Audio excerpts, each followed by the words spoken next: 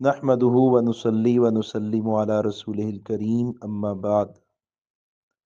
नबी रहमत सल्लल्लाहु अलैहि वसल्लम की ख़त्म नबूवत कुरान मजीद की 100 से ज़ायद आयात से साबित है। और सूरह अहज़ाब की आयत नंबर 40 में नबी अलैहिस्सलाम को सराहतन ख़ातमुन नबिय्यीन फरमाया गया है। आयत के अल्फाज है, मा काना मुहम्मदुन अबा अहदिम मिर रिजालिकुम वलाकिन रसूलल्लाहि व ख़ातमन नबिय्यीन व काना अल्लाहु बिकुल्लि शैइन अलीमा। ये आयत नबी अलैहिस्सलाम की ख़त्म नबूवत पर कतई दलील है। इस आयत की तफसीर को जानने से पहले इस आयत के शान नुज़ूल को जानना और सियाक व सबाक को जानना ही ज़रूरी है। इस्लाम से पहले अरब जिन बुरी रस्मों में मुब्तला था उनमें से एक मुतबन्ना की बुरी रस्म थी। लेपालक बेटे को, मुतबन्ना को, मुंह बोले बेटे को हकीकी बेटे की तरह समझते थे। हत्ता कि इल्लत व हुर्मत विरासत के तमाम अहकामात में भी हकीकी बेटे की तरह ही करार देते थे। और जिस तरह हकीकी और नस्बी बेटे की बेवा और मुतल्लका से निकाह नाजायज़ था, बाप के लिए निकाह नाजायज़ था, इसी तरह मुतबन्ना की बेवा और मुतल्लका से भी मुंह बोले बाप के लिए निकाह नाजायज़ समझते थे। इस्लाम तो कुफ्र और ज़लालत की तमाम बुरी रस्मों को तोड़ने के लिए आया था, तो अल्लाह ने इस बुरी रस्म को तोड़ने के दो तरीके रखे, एक कौली और एक अमली। चुनाचे साफ लफ्ज़ों में अल्लाह ने इस बातिल रस्म का रद्द किया तो फरमाया, वमा जअल अदइयाकुम अबनाअकुम ज़ालिकुम कौलुकुम बि अफ़वाहिकुम वल्लाहु यक़ूलुल हक़्क़ व हुवा यहदिस सबील उदऊहुम लिआबाइहिम हुवा अक़सतु इंदल्लाह। कि अल्लाह ताला ने तुम्हारे लेपालकों को तुम्हारा बेटा नहीं बनाया।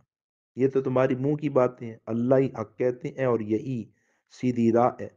उदउहुम लिआबाइहिम, लेपालकों को उनके हकीकी बाप की तरफ निस्बत करते हुए पुकारो, यही अल्लाह की इंसाफ की बात है।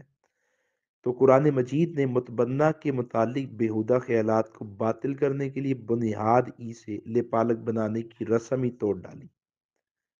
इस आयत के नज़ूल से पहले नबी अलैहिस्सलाम के आज़ाद करदा ग़ुलाम हज़रत ज़ैद, जिनको नबी अलैहिस्सलाम ने अपना मुतबन्ना बना लिया था, लेपालक बनाया हुआ था, उसको हज़रत ज़ैद को तमाम सहाबा ज़ैद बिन मोहम्मद कहते थे और दीगर लोग भी ज़ैद बिन मोहम्मद कहते थे।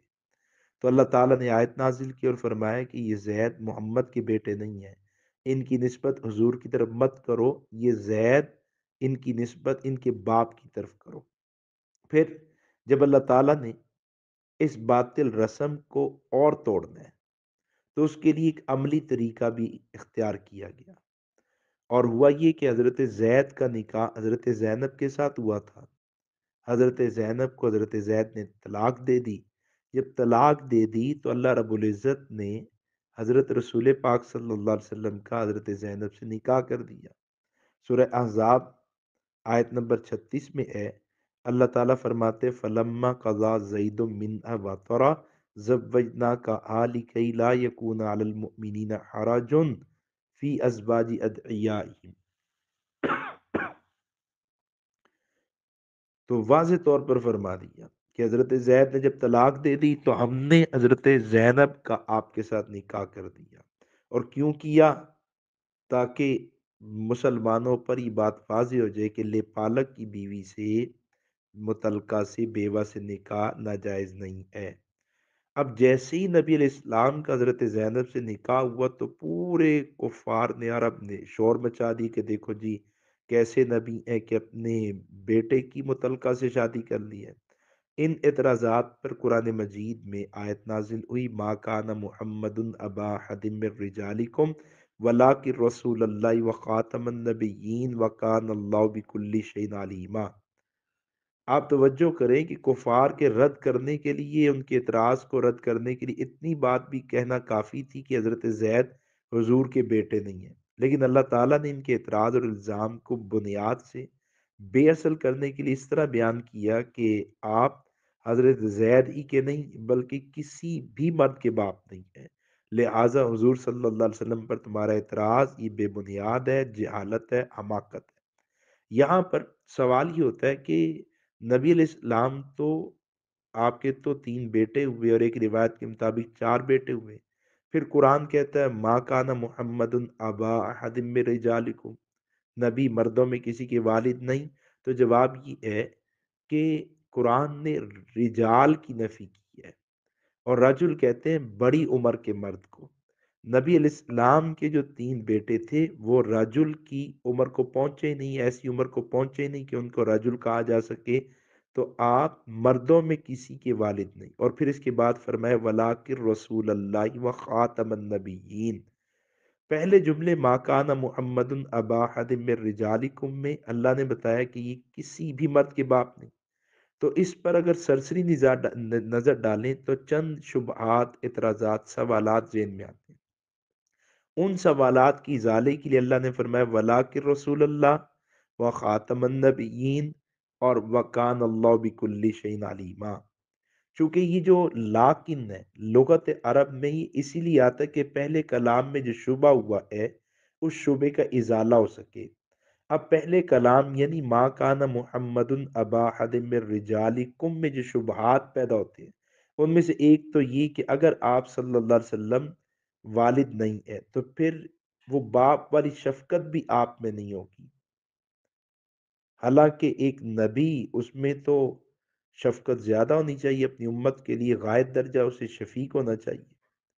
تو اگر یہ والد نہیں تو پھر باپ والی شفقت بھی نہیں ہوگی، امت پر جو نبی کی شفقت ہونی چاہیے وہ بھی نہیں ہوگی۔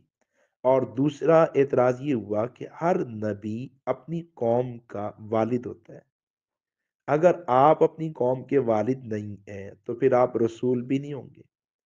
تیسرا اعتراض یہ ہوا کہ جب قرآن نے کہا کہ آپ والد نہیں تو اس میں بظاہر آپ صلی اللہ علیہ وسلم کی ایک قسم کی تنقیص لازم آتی ہے کہ آپ کی کوئی نرینہ اولاد نہیں ہے، اور پھر کفار کو ہنسنے کا موقع ملتا ہے۔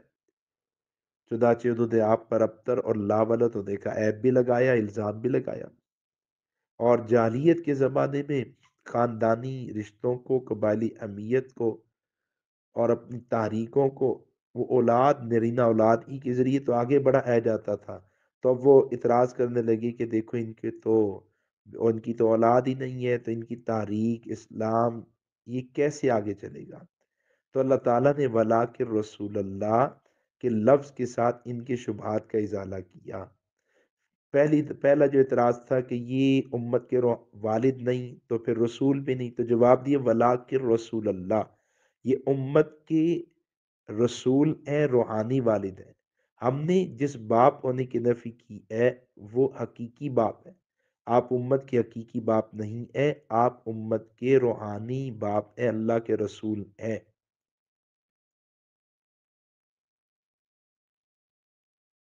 اور پھر وہ خاتم النبی، ایک اس پر تو شبہ ہوا ولاکن رسول اللہ پر کہ اگر یہ اللہ کے رسول ہیں تو پھر ان کی امت میں نبی رسول پیدا ہوں گے، ان کی وراثت ان کی امت میں نبوت رسالت کی صورت میں جاری ہوگی، چونکہ جو حقیقی باپ ہوتا ہے اس کی وراثت تو اولاد کو ملتی ہے، تو کیا ان کی وراثت نبوت رسالت کی صورت میں امت کو ملے گی؟ تو فرمایا وخاتم النبیین، یہ اللہ کے آخری نبی اور رسول ہیں، ان کی وراثت ان کی امت میں نبوت رسالت کی صورت میں شائع جاری نہیں ہوگی، چونکہ یہ اللہ کے آخری نبی اور رسول ہیں۔ اور وہ جو دوسرا شبہ تھا کہ ان میں پھر شفقت نہیں ہوگی، تو اللہ نے کیا جواب دیا ولاکن رسول اللہ، یہ روحانی والد ہیں، اور رسول ہیں تو رسول میں تو شفقت امت کے لیے ہوتی ہے اور بے انتہا ہوتی ہے۔ اور پھر یہ بھی فرما دی وخاتم النبیین، ان کی شفقت تو پہلے تمام نبی اور رسولوں سے زیادہ ہوگی، چونکہ یہ اللہ کے آخری نبی اور رسول ہیں، ان کے بعد تو ان کی امت میں کوئی نبی اور رسول پیدا ہی نہیں ہونا کہ جو امت پر شفیق ہو اور رہنمائی کر سکے، ان کی شفقت بھی انتہائی درجے کی ہوگی۔ اور جو تیسرا شبہ تھا کہ یہ تو لا ولد ہے، ابتر ہے، ان کی تو نرینہ اولاد ہی نہیں، تو ان کی تحریک کو آگے کون چلائے گا؟ تو فرمائے ولاکن رسول اللہ، یہ امت کے روحانی والد ہیں، اور جو رسول ہوتا ہے، جو روحانی والد ہوتا ہے، وہ اس کی تو ساری اولاد، امت ساری اولاد ہوتی ہے، تو یہ رسول ہیں، ساری امت ان کی اولاد ہے۔ اور پھر ہے بھی یہ خاتم النبیین کہ ان کے بعد تو قیامت تک اللہ نے کسی کو نبوت عطا ہی نہیں کرنی، تو قیامت تک آنے والی ساری کی ساری امت وہ ان کی روحانی اولاد ہوگی، یہ تو لاولد نہیں ہے، ان کی تو اولاد نرینہ اولاد بھی اس قدر ہوگی کہ پہلے انبیاء میں بھی کسی کی نرینہ اولاد، کسی کی امت اتنی زیادہ نہیں ہوئی جتنی زیادہ امت ان کی ہوگی۔ اور پھر خدا نے امت بھی ایسی عطا کی ہے جو پہلی ساری امتوں سے زیادہ جانثار ہے، امت بھی ایسی عطا کی ہے جو پہلی ساری امتوں سے زیادہ وفادار ہے، امت بھی ایسی عطا کی ہے جو پہلی ساری امتوں سے زیادہ اپنے نبی پر فدا ہے۔ تو بہرحال وہ جو تین شعبے ہیں، ولا کہ رسول اللہ و خاتم النبیین سے ان تینوں شعبوں کا ازالہ کر دیا۔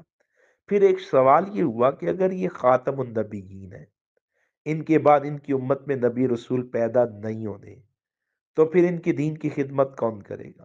ان کے دین کی اشاعت کون کرے گا؟ ان کے دین کے دفاع کے لیے کام کون کرے گا؟ تو جواب دیا وَقَانَ اللَّهُ بِكُلِّ شَيْءٍ عَلِيمًا، یہ اللہ کے آخری نبی اور رسول ہے، ان کے دین کو آگے کون چلائے گا؟ فرمائیے اللہ بہتر جانتے ہیں جنہوں نے ان کو خاتم النبین بنایا۔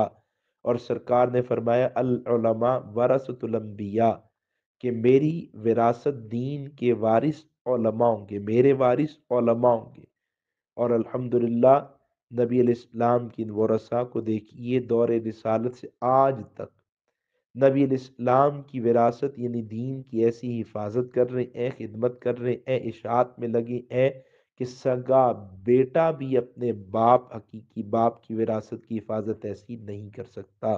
تو یہ تو قرآن مجید کی آیت ما کان محمد ابا احد من رجالکم ولکن رسول اللہ و خاتم النبیین کا اجمالی مفہوم، مختصر مفہوم آپ کے سامنے پیش کیا ہے۔